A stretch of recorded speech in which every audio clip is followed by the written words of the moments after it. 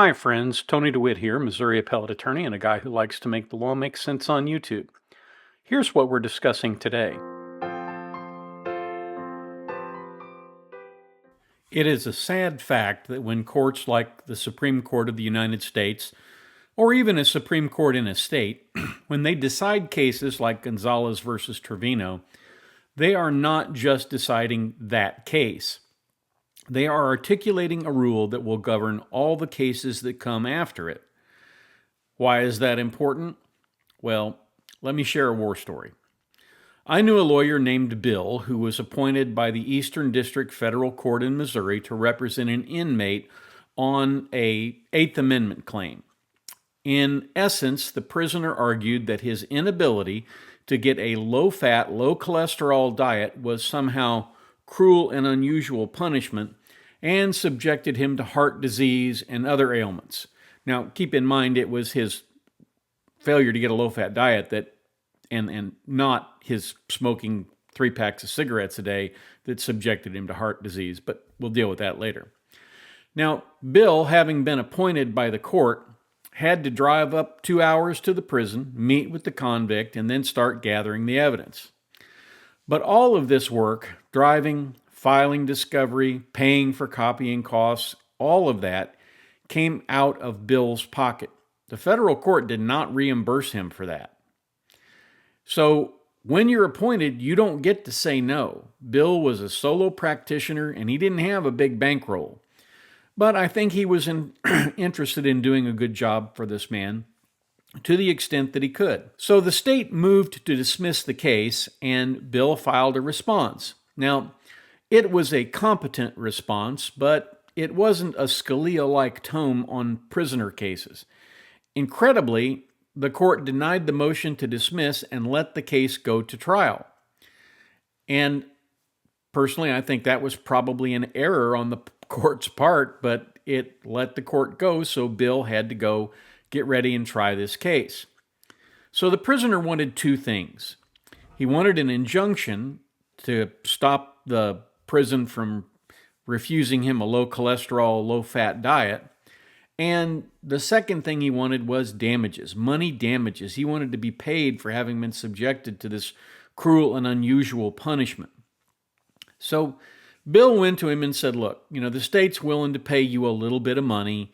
You can drop it into your prison commissary account and, use it to buy things while you're here. You're only going to be here another couple of years. You may as well make your time here, pleasant. They're willing to do that, but you got to drop the injunction claim.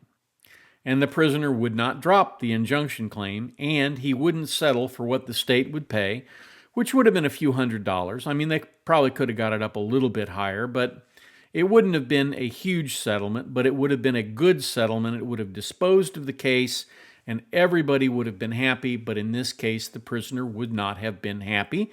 And so when the client says, no, I won't settle, the lawyer doesn't get to superintend that. Now, convicts aren't smart, because if they were smart, they wouldn't be in prison. But a lot of them are quite cunning. And the convict was enjoying manipulating the system. He refused to settle. The case was going to go to trial. Bill had to drive to the federal courthouse 2 hours north of St. Louis, and he practiced in St. Louis, so it was quite a drive. And then he put on the case over the course of 2 days, maybe 3, 2 to 3 days. In order to get the convict to the courthouse for trial, Bill had to file what's called a writ of habeas corpus ad testificandum, which basically means a direct order from the court to the prison to produce the body so that this person can testify. And that, it appears, was the whole reason for this ridiculous exercise. He got to get out of prison for a couple of days, take a nice ride to the courthouse. I mean, he was in a jail jumpsuit, but he still got to go to the courthouse. They let him out of the jumpsuit. He put on a nice suit so he could sit there in the courtroom. They brought him in good food from a local restaurant for lunch when he was at trial, and he got to eat at the county jail, which had much nicer food than the prison did. So he was living large and enjoying his time sort of in the sun. Now, Bill put on this case and showed where he was not getting low-fat and low-cholesterol meals, and he put on his doctor who testified it would be best if that was the case. And he put on the convict who said, yes, absolutely, I definitely want low-cholesterol and low-fat meals. And the state sort of held back a little information that it had in its back pocket that I don't think Bill had looked at as carefully as he might have, or he might have seen this. So Bill had at this point, at the end of his case, the plaintiff's case in chief, there was a motion for a directed verdict by the state. The state didn't win on that. Bill survived that. And so the state put on their case. And the very first piece of evidence from the state was the commissary tickets. Now, the commissary is this little thing in the prison where convicts can spend money that's in their prisoner account to buy things. They can buy things like candy bars. They can buy snacks. They can buy a number of other things. In some places, they can even buy like battery-operated radios and batteries. All of those things are available to them. And the commissary tickets were a real downer for Bill because they showed where he had bought scores of bags of potato chips, Doritos, all these different things. And of course, the state produced the label off of these bags that showed what the amount of cholesterol and fat was in all of these snacks and how he would have 10 or 20 of these, a week that he was eating out, from his prison account. He was consuming all of this low fat and all of this high fat and high cholesterol stuff while complaining about not getting a low fat, low cholesterol diet. The jury wasn't out very long and gave him nothing. That's the kind of case that the court in Gonzalez is concerned about. There are two critical concerns in the Gonzalez case. The first of those is whether objective evidence of intent derived in the record from this case, the affidavit of the police officer alone, shows, retaliatory motive. Whether that objective evidence is sufficient. That's the Seventh Circuit rule. And they don't have to show that other people have not been arrested for the same thing. And the second issue is whether the issue of causal complexity, which is just a fancy way of being unable to look into the bad actor's head to discern what his motivation might be, whether those can be properly dealt with in a case like this. And then the other issue is whether or not there is a warrant, and a warrant will usually cut off the chain of causation. So let's listen to a few questions from the judges. We'll start with Judge Thomas, then move to Judge Sotomayor, then Judge Roberts, and finally Judge Alito. Of their choosing to punish their critics. I welcome this court's questions. In Nieves, we dealt with an arrest. And is it different here because you have a warrant process, you have an investigation? Does that break the causal link that we would have in a case just where a police officer arrests the plaintiff?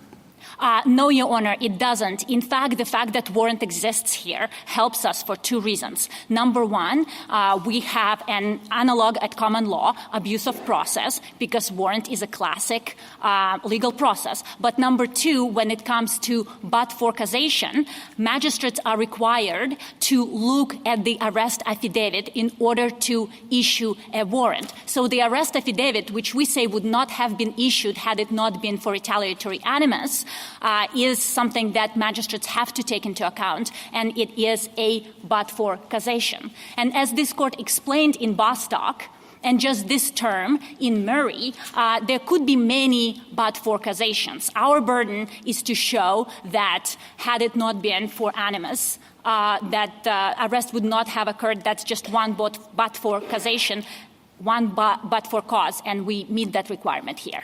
You say that you used abusive process as the analog. Have we ever used that in in these retaliation cases? You didn't, but that was because there was no process. So in Lozman, you had an on-the-spot arrest. In Reichel, you had an on-the-spot arrest. In Nieves, you had an on-the-spot arrest. So this is the first time that this court actually sees a case with a warrant coming before it. And just as at common law, a plaintiff could bring a claim, even if there was a warrant. For example, in Jackson versus American Telephone Company, there was a warrant for a serious offense. So in my opinion there, Ms. Bidwell did a really good job of handling all of those questions from Judge Thomas. Now we pick up with Judge Sotomayor. Your answer is quite interesting and I think informative because, as you say, if the warrant never should have been sought, it's a different kind of Part 4. But also, in many jurisdictions, Florida and California, judges don't make probable cause determinations, correct, when they issue warrants? So, according to respondents, there are some jurisdictions where there is a discretion to not issue a warrant. Right. And secondly, and some warrants are false. There are material falsehoods in a warrant. Yes, Your So Honor. you can't say as a matter of law that is can break the causation, correct? Your Honor, yes, but when we were talking here about not a discretion not to issue a warrant. Right. Now, I know it probably seemed like she was talking to Ms. Bidwell there when she said there was no discretion to issue a warrant, and as a result, that didn't break the chain of causation. And she was sort of talking to Ms. Bidwell, but she was also talking to Judge Thomas here, saying, look, this warrant should never have been sought, and as a result, there's no way that this warrant being issued breaks the chain of causation. So I think Sotomayor is on board here with the plaintiff and is trying to get to a just result. I didn't dissent in this. And the court's opinion in that case went out of its way to emphasize the narrowness of the exception. Your Honor, that's because Nieves talks about a vast bulk of retaliatory arrest cases. The typical retaliatory arrest case is when a police officer, like in Nieves, is patrolling the streets, having to, not on his own time, but on a suspect's time, having to respond to dangerous situations. The last thing we want is for police officer worrying about communicating with the suspect. So that's why even under the objective evidence carve-out, statements and motivations of a particular arresting officer are irrelevant at that point. I will spare you the rest of Chief Justice Roberts' questions. They all were of the same nature. They were very hostile to the idea that anything should be changed or modified from Nieves. Doesn't the causal complexity concern the causal complexity that would face courts if the rule were otherwise, not causal complexity that is limited to the situation where there is what you call an on-the-spot arrest? It concerns courts, right? Because you don't want judges second-guessing what police officers are doing when they're making very difficult decisions, whether to arrest a suspect, whether to remove the suspect from the streets, and they also have to communicate to the suspect. But that exists whether or not it's an on-the-spot arrest. The causal complexity exists in all of the class of cases that Nieves was talking about. And when the court was stating what it held, I don't see a reference to split-second decisions. The court says that Nieves and Wright argue that there should be a no probable cause requirement. Their primary contention is that retaliatory arrest claims involve causal complexities akin to those identified in Hartman. As a general matter, we agree. And later, when it's stating the holding, because there was probable cause to arrest Bartlett, his retaliatory arrest claim fails as a matter of law. I don't see a reference to split-second decisions. Your Honor, on page 1725, you make reference to split-second decisions when you're explaining a particular type of causal complexity here, where an officer has to make a decision whether to arrest, and in that moment has to take speech into account to determine whether the suspect is ready to cooperate. Now I will also spare you the rest of the brouhaha from Judge Alito because it was very much in the same vein. He's very concerned about expanding the rule. You can tell by the nature of his questions. There were questions by Judge Barrett. There were questions by Judge Kagan, and even one by Judge Kavanaugh, but none of them really gave too much of a clue as to what they were thinking. Well, as you can see, the court was not openly hostile to the plaintiff, but it was also not very receptive. They really seemed concerned about the argument that the defendant was making, which is you're going to open up the floodgates. Dogs and cats are going to be suing. It's awful. The world is going to end. Boulders flying in out of space, all that stuff. The issue for the court is how to undo the injustice to Gonzalez without opening the floodgates to a lot of cases like the cholesterol case where prisoners and others engage in recreational litigation. Because anytime you change the rule, anytime you modify the rule even a little bit, it creates an erosion effect. The rule erodes a little bit more. You start with a pinpoint for people have to get through, and then you open it up to the point where it's the size of a pencil eraser, and before you know it, you've got a soccer ball-sized hole that people are driving trucks through. And that's what the court is most interested on. Now, the Supreme Court didn't take this case to cheer on the Fifth Circuit. They didn't bring it up and say, wow, we're going to tell the Fifth Circuit they did a great job. What they did do, though, is they could have taken it for one of two reasons. The first reason would be to make the Fifth Circuit rule the rule for all the circuits, because other circuits have different rules, especially the Seventh Circuit, which basically says let in any objective evidence. They might want to make the Seventh Circuit rule, let in any evidence, the rule for all the other circuits. I am going to hope they are going in the latter direction. We'll have to wait for the opinion to come out to find out. So that's what I have for you today. Thank you very much for watching. If you have any comments, leave them in the comments down below. Like, share, subscribe, all that stuff we ask you to do. And then, if you would, take a moment today to do a kindness for someone, and then come catch me back here at the beach again next time.